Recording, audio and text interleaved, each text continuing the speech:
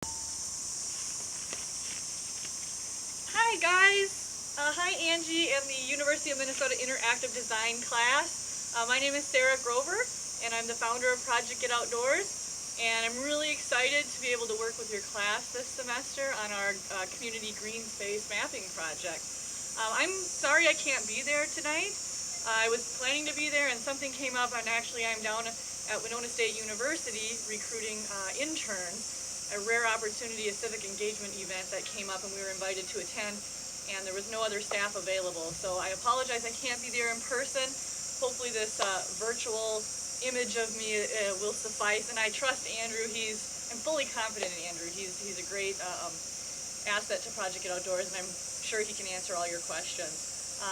I apologize if you hear the cicadas in the background. I'm filming this in my backyard and the cicadas are really loud today. But a little bit more on the Community Green Space Mapping Project, how it got started and kind of the direction that we've envisioned this project going.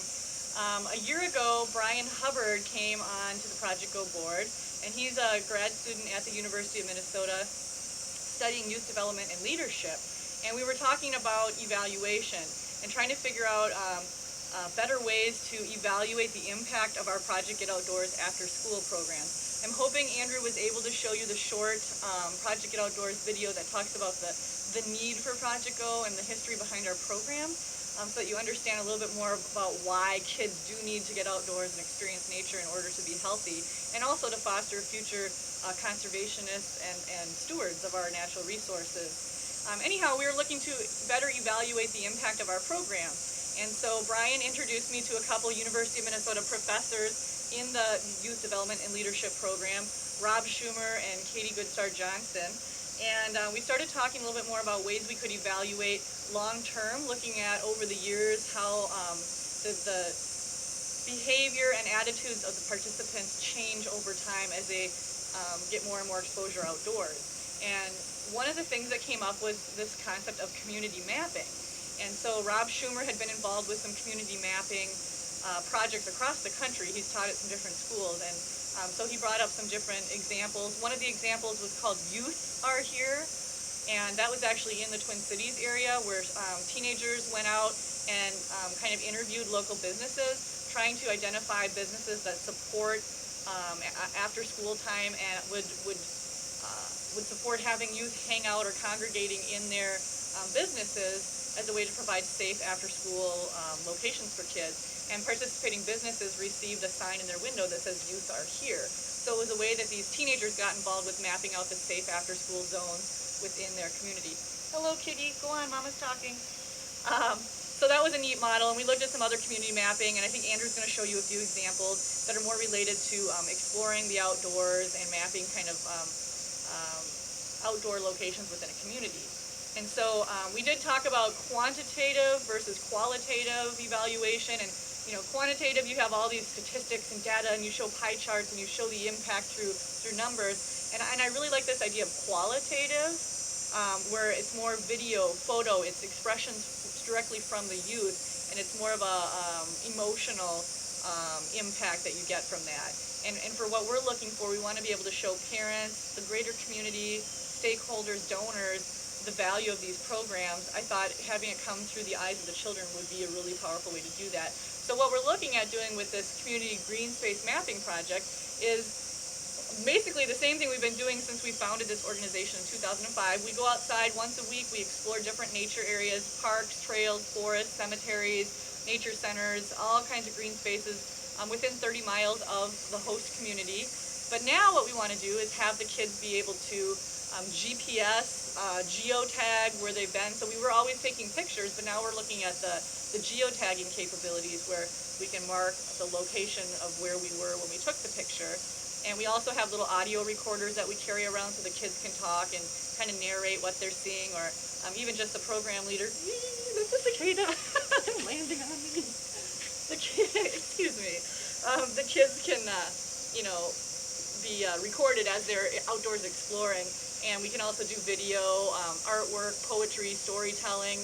The kids can write journal entries, all kinds of different ways that we could add these formats to an interactive map. So, for example, in Plainview, where I run a program, The community members, donors, parents can go onto this map via the Project Go website, click on the town of Plainview, and they can explore around this map, and they can actually see where the kids have been exploring and what the kids have been learning, and kind of hear from the kids and see through the eyes of the kids.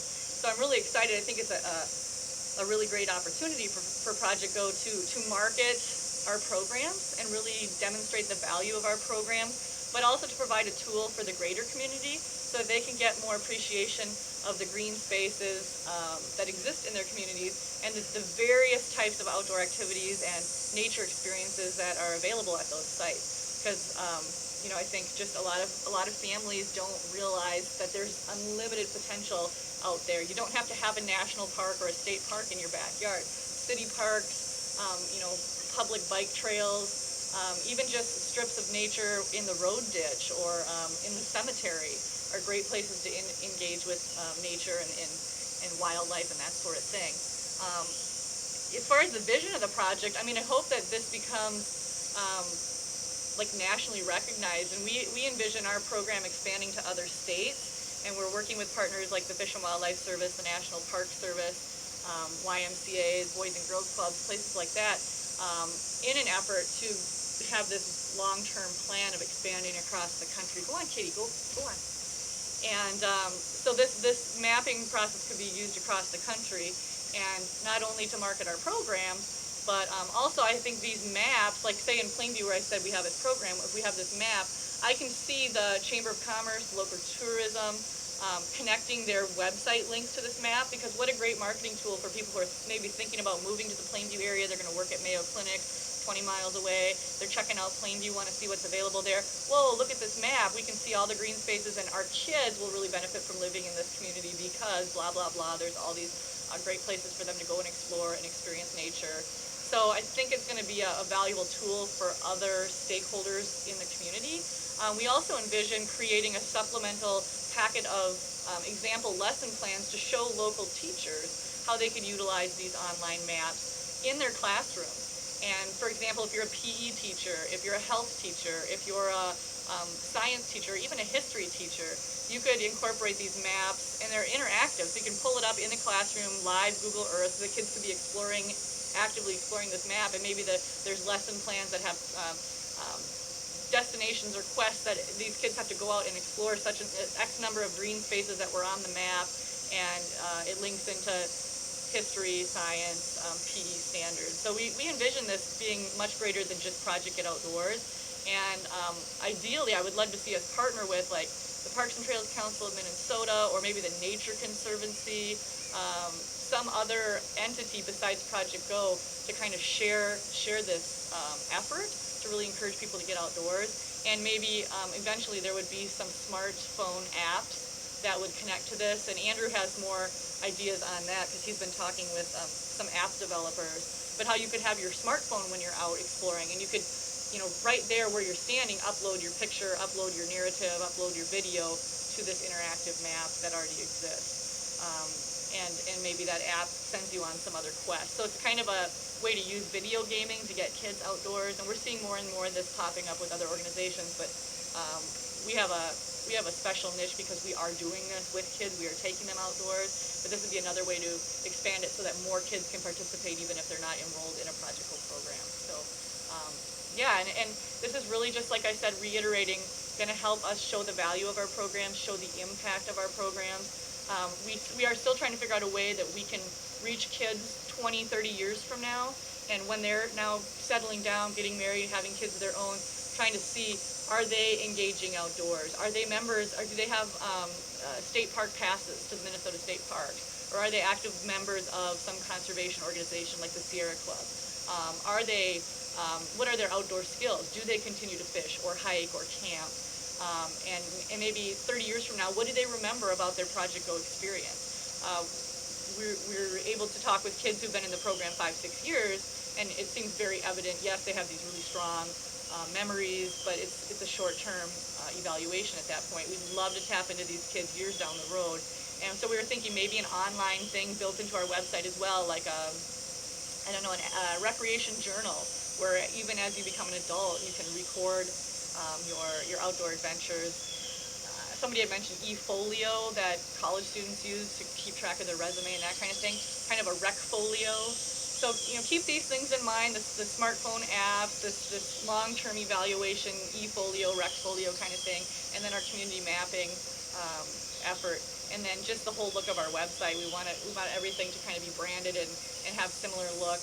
We want to stick with the earth tones, just to keep with that outdoors theme. So that's why we chose kind of originally those autumn fall colors, the browns, the tans, the oranges, some light greens. But yeah, we're really open to letting you guys use your creativity. Like I said, we're super excited to have U of M students on board.